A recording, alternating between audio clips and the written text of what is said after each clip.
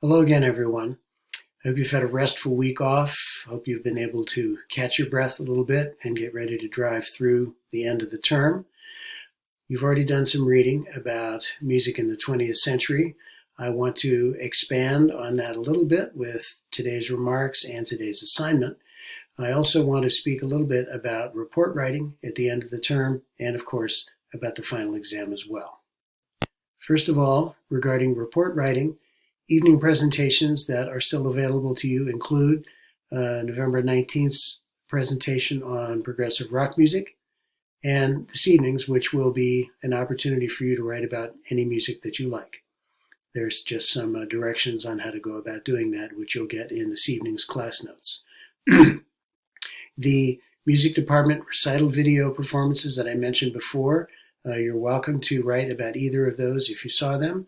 And they should be submitted, as you see at the bottom of the page, by December the 9th. That's going to be the final deadline for submission of any reports. You're welcome to write additional reports about things that interest you. That's fine. Just make a proposal to me and I will be happy to consider that. And please remember that you're limited to 4 reports between now and the end of the month. Going on. Final exam, it's of course online, so I am just going to make it available from Friday the 11th, a week from tomorrow at 9 in the morning until Tuesday evening at 9 p.m., the following Tuesday. So that is a 5-day window. You can log on anytime in that window and take the final exam. You'll have 2.5 hours to answer, as you see, 100 questions. It will be just like the other tests, just more questions, 2 points apiece. It's a 200-point opportunity. And once those grades come through, I should be able to post the final grades pretty promptly, sometime the following day on Wednesday, the 16th of December. Now, regarding some prominent genres or styles of composition of music during the 20th century, you'll see 5 things here. These will appear in the class notes. I'm not going to read them off for you. You can read those for yourselves. The deal with some of this is that during this time period, as you'll see here, composers have been becoming more and more free to do whatever they want to do in terms of composing as audiences have become more varied and access to music becomes much greater. Consequently, their freedom of expression becomes, at this point, basically totally free.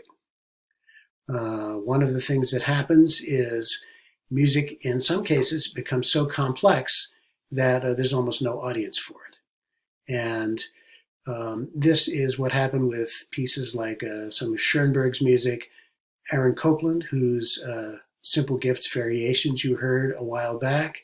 He actually wrote very complex, intense-sounding music as a young man, and when he realized that very few, if any, people were listening to it or paying any attention to it, he decided to simplify his music, brought his great compositional skill to that, and became a very famous composer, someone whose music is widely listened to and enjoyed.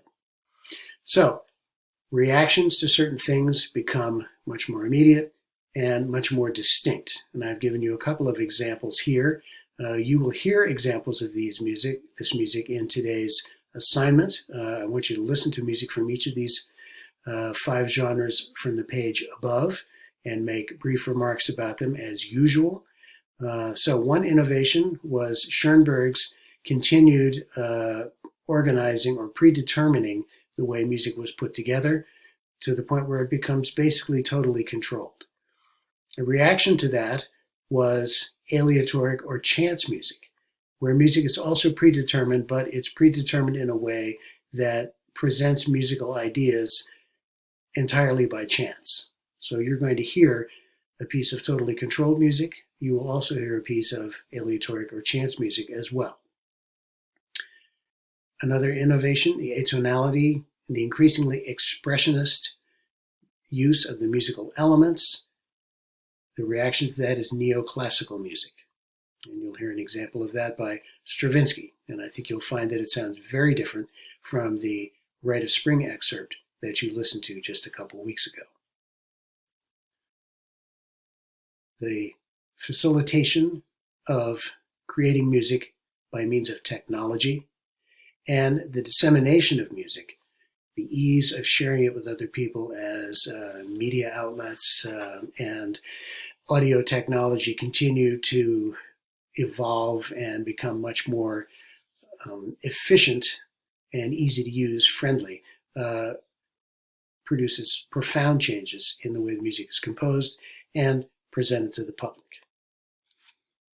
Coming back to the descriptions of the genres, I've spoken a little bit already about neoclassicism, totally controlled music, and chance music. Musique concrète is an example of new technology coming in to composition and performance, quote unquote performance, because this is a forerunner of electronic music, which is very common nowadays. But the technology for creating electronic music really only goes back about 60, maybe 70 years. You're going to listen to a short piece that is one of the classic early examples of this type of music as part of today's assignment. As a reaction to the totally controlled music and the chance music, music that very often sounds very sporadic and disorganized, despite the fact that some of it is completely predetermined. A reaction to that is minimalism, where you hear music that is very accessible in terms of the way the basic elements are used. A lot of it is consonant, a lot of it is very steady rhythm. But what happens with minimalist music is that the music changes at a very slow pace and in a very subtle way. So composers writing this music this way sort of play with your sense of anticipation. They don't give you quite as much new information as your brain wants. And that activates your mind, if you get involved in the piece, in searching around for something to change. So it sounds very much like ostinatos are very common in minimalist music. So rather than having a text assignment and a non-text assignment, I've just given you an expanded non-text assignment worth 30 points rather than 15. And it involves pieces in each of these 5 genres. So I hope you're able to get into this new sounding music. It'll certainly be new sounding compared to what we've listened to up until now, but it's very representative of what happened in 20th century art music. I'll have a little more for you this evening. Thanks.